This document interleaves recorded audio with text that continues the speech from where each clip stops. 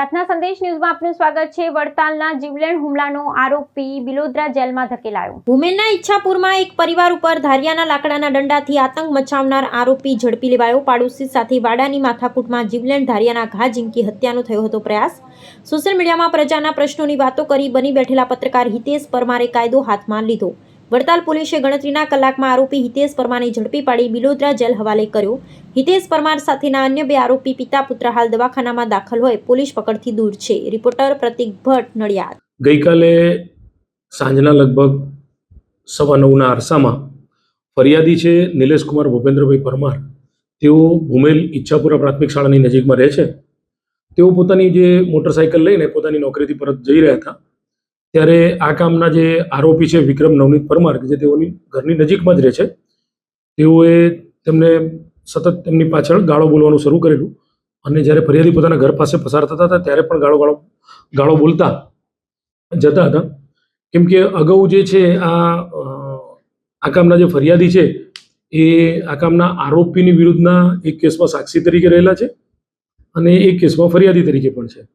જેથી આ ગાળો બોલતા જતા હોય ફરિયાદી જે છે નિલેશભાઈએ એ તેમના પિતા ભૂપેન્દ્રભાઈને અને તેમના ભાઈને આ બાબતે વાત કરેલી, જેથી કરીને નિલેશભાઈ, દિલીપભાઈ અને ભૂપેન્દ્રભાઈ આ ત્રણે આ કામના આરોપીઓના ઘરે તેમના પિતા નવનીતભાઈને કહેવા ગયેલા કે ભાઈ આપનો દીકરો જે છે એ વિક્રમ એ સતત પાછળ આવીને ગાળો બોલતો હોય છે।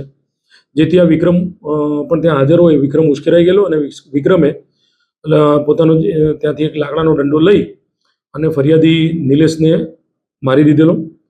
સાથે સાથે આ ઝઘડો ચાલુ થતાં વિક્રમનો જે ભાઈ છે હિતેશ નવનીતભાઈ પરમાર એણે પણ ઘરમાંથી ધાર્યું લઈ અને ફરિયાદીના પિતા ભૂપેન્દ્રભાઈને માથાના ભાગે મારી દીધેલું।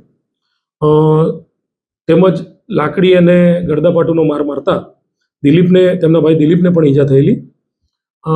સમગ્ર બનાવમાં જે ભૂપેન્દ્રભાઈ છે એના માથાના ભાગે ગંભીર પ્રકારની પ્રાણઘાતક ઈજા થયેલી હોવાથી પોલીસે બીએનએસની કલમ 109, 115(2), 118(1), 351(2), 352 અને 54 અન્વયની ફરિયાદ દાખલ કરી આ કામના આરોપીઓને પકડવાની કવાયત હાથ ધરેલ છે। પ્રાર્થના સંદેશ ન્યૂઝની તમામ લેટેસ્ટ અપડેટ્સ માટે ચેનલને હમણાં જ લાઈક, શેર અને સબસ્ક્રાઇબ કરો।